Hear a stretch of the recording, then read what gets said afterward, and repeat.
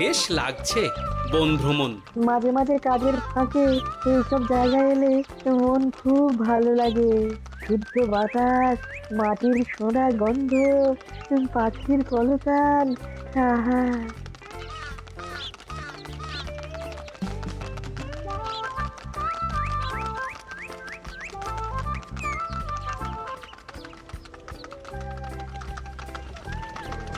মহারাজের রথ থামছে। আমরা এইখানে বসে আজ রাজকার্য পরিচালনা করব। মন্ত্রী, তুমি ঝটপট এখানে বসার বন্দোবস্ত করে দাও। আমি এক্ষুনি ব্যবস্থা করে দিচ্ছি মহারাজ। এই এখানেই আমাদের বসার জন্য ছাউনি করে দাও। এক্ষুনি করে দিচ্ছি মন্ত্রী মশাই। এরা বসার জায়গাটা করে দিক, ততক্ষণ আমরা একটু হেঁটে আসি।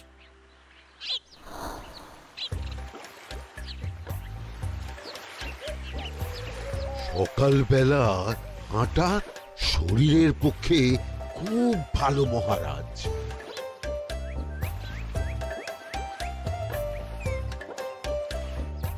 আগেকার দিনে রাজা মহারাজরা এই সব বনে মৃগয়া করতে আসতেন। মৃগয়া একদম ভালো নয় মন্ত্রী। তুমি জঙ্গলে আসছো অন্য প্রাণীদের মারতে। কেন মারবে? ওরা তো তোমার কোনো ক্ষতি করেনি। না, তা করেনি, কিন্তু তখন ওটা রাজা মহারাজাদের খেলা ছিল। শুনেছি আপনার প্রপিতামহ খুব ভালো বাঘ শিকার করতেন, অনেক বাঘ মেরেছেন। মন্ত্রী, তুমি একটা কথা হয়তো জানো না। আমার প্রপিতামহ শিকার করতেন, কিন্তু কোনো স্বাভাবিক জানোয়ারকে নয়। যে বাঘ মানুষ খেকো হয়ে প্রজাদের ক্ষতি করত, আমার প্রপিতামহ সেই সমস্ত বাঘদেরই মারতেন। এছাড়া উনি বন্য প্রাণী সংরক্ষণ করতে বড়ই ভালোবাসতেন।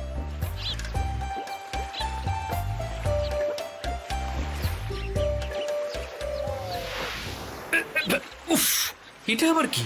এই এটা আবার কোথা থেকে উড়ে এলো? কোথাও তো ঝড় হাওয়া কিছুই নেই।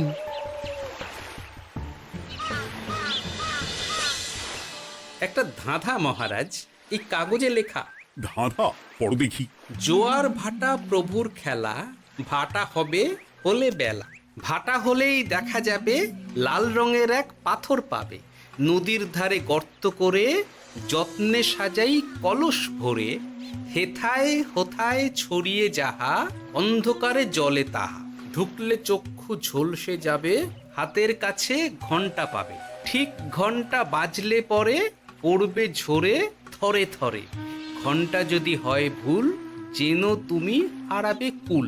ঠিক ঘন্টা চিনতে হলে নকশা দেখো চক্ষু খুলে। সিন্দুক দেওয়ালে হাত দাও, আসল ঘটনা জেনে নাও। ওরে বাবা, খুব দীর্ঘ ধাঁধা। তা মন্ত্রী, তুমি কিছু বুঝলে? এটা একটা গুপ্তধনের নকশা। এর মধ্যে গুপ্তধন কোথায় আছে তার একটা ধারণা দেওয়া আছে। গুপ্তধন? ওটা আমাকে পেতেই হবে, পেতেই হবে। দেখি দেখি, একবার কাগজটা দাও। গোপাল, কাগজটা আগে আমার হাতে দাও, দেখি ভালো করে। এখন নদীতে জোয়ার চলছে গোপাল। একটু পরেই ভাটা শুরু হবে। হ্যাঁ, ভাটা না হলে কিচ্ছু বোঝা যাবে না।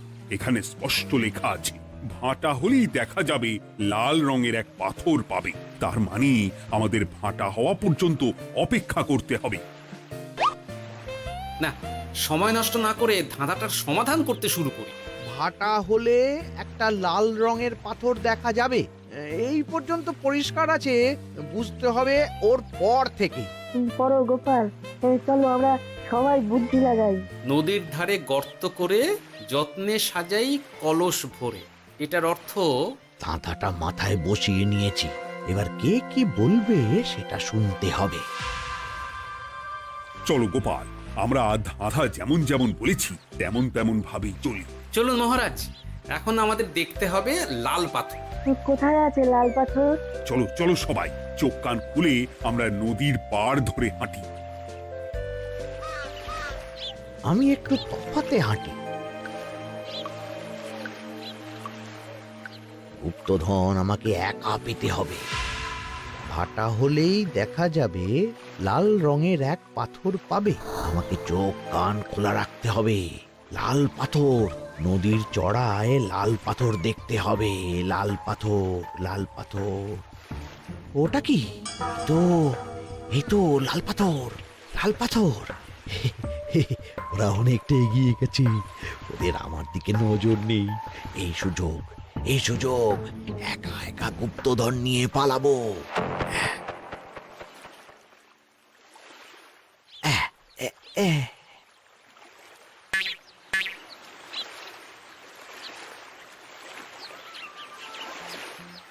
কি গো, আমরা তো হেঁটেই চলেছি, লাল পাথর তো কই দেখতে পাচ্ছি না। আরেকটু হাঁটতে হবে মহারাজ, গুপ্তধন বলে কথা, ওকে আর সহজে ধরা দেয়? সেটা অবশ্য সঠিক কথা। আচ্ছা, আমরা সবাই তো আসছি হেঁটে হেঁটে, মন্ত্রী মশাই গেলেন কোথায়? ও কি যে ঘটে! সত্যি তো, মন্ত্রী কোথায়? ও সেনাপতি, মন্ত্রীকে দেখেছো? কই না তো মহারাজ। তাহলে কোথায় গেলেন মন্ত্রী মশাই? এই জঙ্গলে বাঘ ভাল্লুক আছে, শেষে কিনা বাঘে নিল। হায় হায় হায়, মন্ত্রী গিন্নির কাছে আমি কি মুখ দেখাবো? হুম, বাঘ ভাল্লুকের পেটে যাবার লোক তো মন্ত্রী মশাই নন। ও গোপাল, কি ভাবছো? কিছু তো একটা বলো। এখন আমাদের মন্ত্রী মশাইকেই খুঁজতে হবে। তবে মন্ত্রী মশাই বাঘ ভাল্লুকের পেটে যায়নি। তুমি নিশ্চিত হচ্ছ কি করে? অত পেঁচালো মানুষকে বাঘ ভাল্লুক গন্ধ শুকেই ছেড়ে দেবে, হজম করতে পারবে না। না না না, এখন রসিকতা করার সময় নয়, আমাদের মন্ত্রীকে খুঁজে বার করতেই হবে। কোথায় গেল মন্ত্রী? চলো চলো, গুপ্তধন মাথায় থাক, চলো মন্ত্রীকে খুঁজি। আহ, মন্ত্রী কোথায় গেল কে জানে। একবার পুরো ধাঁধাটা ঝালিয়ে নি। ভাটা হলেই দেখা যাবে লাল রঙের এক পাথর পাবে। ভাটা হয়েছে, লাল রঙের পাথরের মাথায় চাপ দিয়ে গুহার মুখও খুলেছি। এবার নদীর ধারে গর্ত করে যত্নে সাজাই কলস ভরে। এটাই তো ঠিক বুঝতে পারছি না।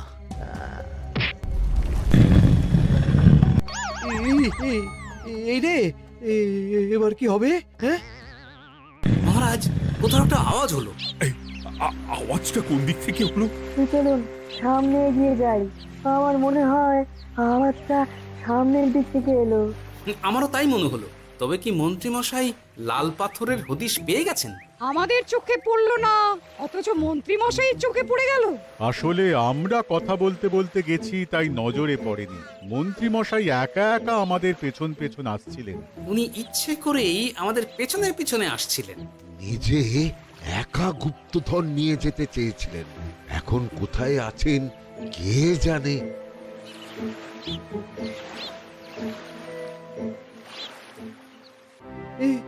অন্ধকারে কিছু দেখতে পাচ্ছি না তো। দাঁতাতে কি ছিল? হ্যাঁ, কি ছিল? হেথায় হোথায় ছড়িয়ে যাহা, অন্ধকারে জলে তাহা, ঢুকলে চক্ষু ঝলসে যাবে, হাতের কাছে ঘন্টা পাবে। পেয়েছি পেয়েছি, ঘন্টাটা পেতে হবে। ঘন্টা। ভাটা হলেই দেখা যাবে লাল রঙের এক পাথর পাবে, নদীর ধারে গর্ত করে যত্নে সাজাই কলস ভরে, হেথায় হোথায় ছড়িয়ে যাহা, অন্ধকারে জলে তাহা, ঢুকলে চক্ষু ঝলসে যাবে, হাতের কাছে ঘন্টা পাবে। ঠিক ঘন্টা বাজলে পরে পড়বে ঝরে থরে থরে, ঘন্টা যদি হয় ভুল যেন তুমি হারাবে কুল। ঠিক ঘন্টা চিনতে হলে নকশা দেখো চক্ষু খুলে, সিন্দুক দেওয়ালে হাত দাও, আসল ঘটনা জেনে না। এবারে ভালো করে ঠান্ডা মাথায় ভাবতে হবে। ভাটা হলেই দেখা যাবে লাল রঙের এক পাথর পাবে। সেই লাল পাথরটাই তো খুঁজে পাওয়া যাচ্ছে না, অথচ মন্ত্রী মশাই খুঁজে পেলেন। আওয়াজটা কোথা থেকে আসছিল? এই কাছে পিঠে এই কোথা থেকে আওয়াজটা আসছিল।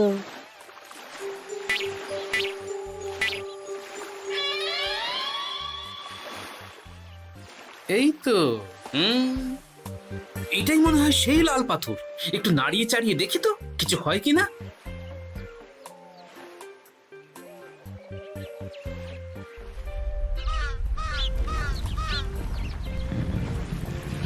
এই তো, কাজ হয়েছে।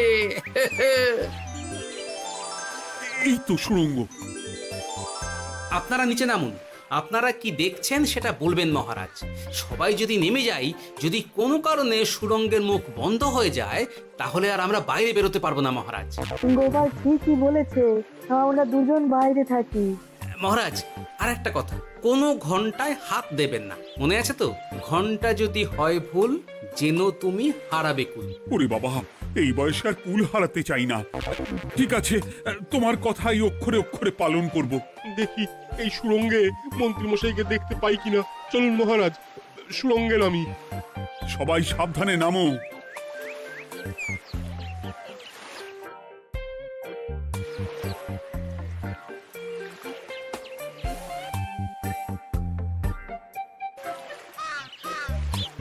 মহারাজ, ওখানে কি কি দেখতে পাচ্ছেন? ওখানে কি মন্ত্রী মশাই আছেন? না গোপাল, মন্ত্রীকে এখনো দেখতে পাইনি। শুধু আমি এখানে অজস্র পাথর দেখতে পাচ্ছি। পাথরে পাথরে ছয়লা, ছোট বড় অজস্র। পাথরগুলো বড় অদ্ভুত, কিরকম কিরকম মানুষ মানুষ গড়ন। লম্বা বেঁটে হরেক রকম। মানুষ মানুষ গরম, সেটা কি রকম? আর কিছু? কোনো কলসি কি দেখতে পাচ্ছেন? কলসি তো দেখতে পাচ্ছি না। মহারাজ, কলসি থাকতেই হবে, কারণ ধাঁধায় লেখা আছে নদীর ধারে যত্ন করে যত্নে সাজাই কলস ভরে। গর্তটা আসলে হলো সুড়ঙ্গ, কিন্তু কলস। মহারাজ, মহারাজ, এইদিকে এইদিকে একটা কলসের মতো কি যেন আছে। এইদিকে আসুন, এদিকে এদিকে। হ্যাঁ গোপাল, দেখতে পেয়েছি। এবার আমি যেরকম যেরকম বলবো সেই রকম সেরকমই করবেন। আমি বিজ্ঞানীকে নদী থেকে জল তুলে পাঠিয়ে দিচ্ছি। পাত্র কোথায় পাবে? আমাদের জল খাবার যে পাত্র আছে সেটা আনতে লোক পাঠাচ্ছি। ঠিক আছে। শুধু একটা কথা বলছি, আপনারা কেউই সুড়ঙ্গের ভেতরে কোনো কিছুতে হাত দেবেন না। কেন গোপাল? সব পরে বলবো, এখন আমি যা বলছি সেটা শুধু মনে রাখুন। সুড়ঙ্গের ভেতরে কিছুতে হাত দেবেন না। ঠিক আছে। প্রহরী, তুমি যাও, যেখানে আমাদের বসবার আয়োজন করা হয়েছে সেখানে গিয়ে একটা জলের পাত্র নিয়ে নদী থেকে জল ভরে নিয়ে এসো। গোপাল, মন্ত্রী মশাই কোথায় গায়েব হয়ে গেলেন? কোথাও গায়েব হয়ে যাননি বিজ্ঞানী, কোথাও গায়েব হয়ে যাননি উনি ওই সুড়ঙ্গের ভেতরেই আছেন। কিন্তু কেউ তো ওনাকে দেখতে পাননি। সম্ভবত পাথর হয়ে আছে। এখন কিভাবে পাথর হয়েছেন সেটা তো আমি বলতে পারবো না। সবটাই স্বপ্নের মতো লাগছে। ঠিক যেন স্বপ্নের মতো লাগছে। এই জীবনে সুরঙ্গ দর্শন হয়ে গেল। আমাদের পাতাল প্রবেশ। পাতালে আসিয়া আমি মনে মনে বলি, গুপ্তধর নিয়ে আমরা যেন সৎ পথে চলি। তোমার এখনো কাব্য আসছে সভাকবি? আসছে মানে কাব্যের সাথে আছে রোমাঞ্চ, করছে গা শীত, হচ্ছি আমি অধীর। মহারাজ, জল দিয়ে বিজ্ঞানীকে পাঠাচ্ছি। কি করতে হবে বিজ্ঞানীকে সব বলে দিয়েছি। তুমি ভেতরে আসবে না? আসবো ঠিক সময়ে। এখন আমি যেমন যেমন বলবো আপনি ঠিক তেমন তেমন করবেন। ঠিক আছে। বিজ্ঞানী, যেমন যেমন বললাম ঠিক তেমন তেমন ভাবে কলসিকে জল দিয়ে পরিষ্কার করবে। মনে রেখো, ধাঁধায় আছে কলসি সাজাই যতন করে। তুমি একটা কথা মনে রেখো বিজ্ঞানী, কোথাও হাত দিও না কিন্তু। ঠিক আছে গোপাল, তোমার উপস্থিত বুদ্ধির তুলনা নেই। আমি যাচ্ছি গোপাল। সাবধানে সাবধানে। মহারাজ, বিজ্ঞানী যাচ্ছে। সাবধানে নামো, সাবধানে। মহারাজ, এই কলসিটা কোথায়? ওই তো, একটু সাবধানে যাও।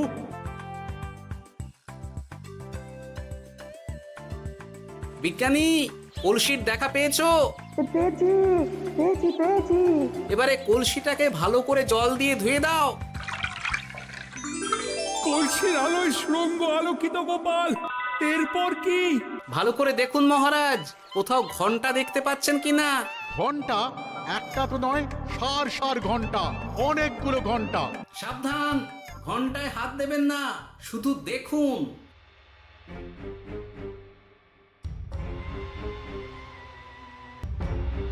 মহারাজ, আমরা গুপ্তধনের খুব কাছে চলে এসেছি। তাই নাকি? কি মজা কি মজা, এবার খাবো ক্ষীরের গজা। আহ, সভাকবি চুপ করো। এখনো আমরা গুপ্তধন পাইনি। বাবার মুখে দাঁড়িয়ে সবগুলো তারা আঁকা। বিজ্ঞানী, কোনো ঘন্টায় চাঁদের নকশা করা আছে কি? একটু দেখে বলো না। আমি আতস কাজ নিয়েই দেখছি, সব ঘন্টাতেই তারা আঁকা।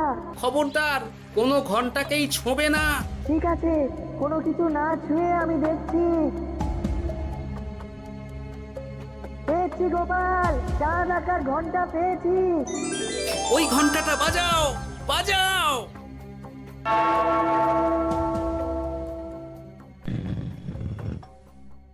গুপ্তধন পেয়েছেন মহারাজ? বাঁচাও, বাঁচাও, বাঁচাও।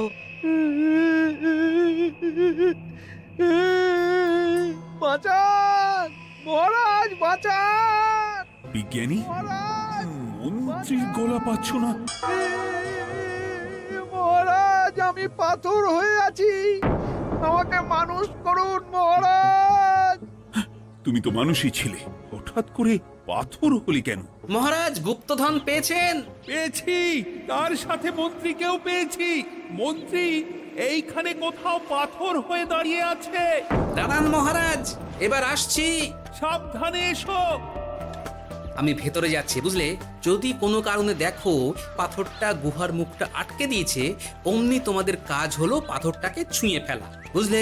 ঠিক আছে গোপাল দাদা। আমার মনে হয় বিপদ আর কিছু ঘটবে না, তবুও সাবধানের তো মান নেই। ঠিক আছে, তুমি নিশ্চিন্তে ভেতরে যাও। বাঁচাও, আমাদের বাঁচাও, আমাদের সবাইকে মানুষ করুন। আমাকে মানুষ করুন মহারাজ। আপনাকে তো মানুষ করা হবে মন্ত্রী মশাই। আগে বলুন, আপনি পাথর হলেন কি করে? ও, মনে পড়েছে, ধাঁধার শেষ লাইন। সিন্দুক দেওয়ালে হাত দাও, আসল খবর জেনে নাও। সত্যি গোপাল, তুমি না থাকলে এই এত কিছু আমাদের সবার কাছে অজানাই থেকে যেত।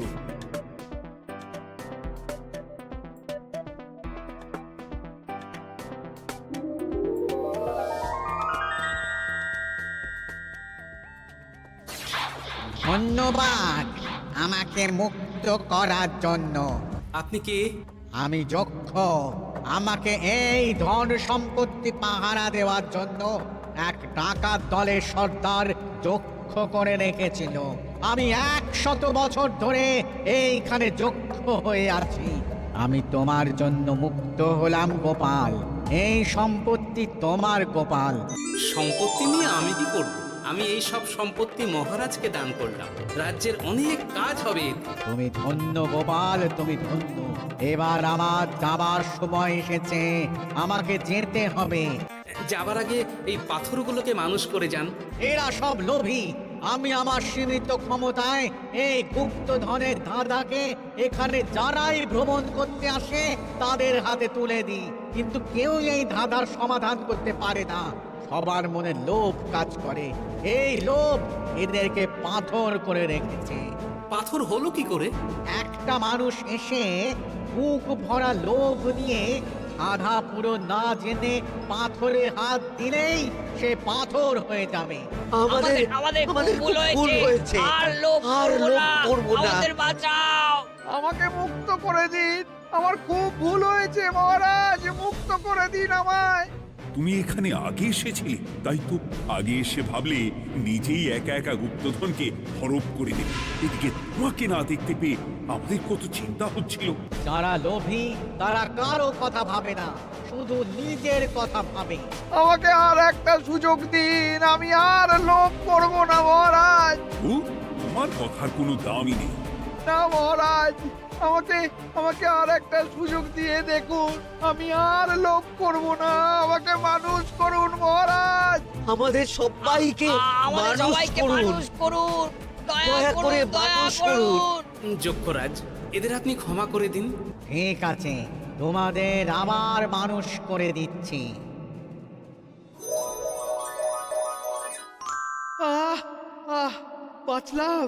বাঁচলাম। এই রকম বারবার বাঁচা যাবে না, কিন্তু এবার সাপ ব্যাং যাই হবে না কেন ওইভাবেই থাকতে হবে, এই আমি বলে দিলাম। এবার আমার মুক্তি।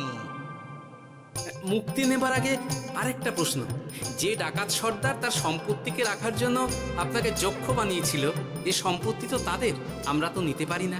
লোভ বড় খারাপ গোপাল, অতিরিক্ত লোভ মানুষকে পশু করে দেয়।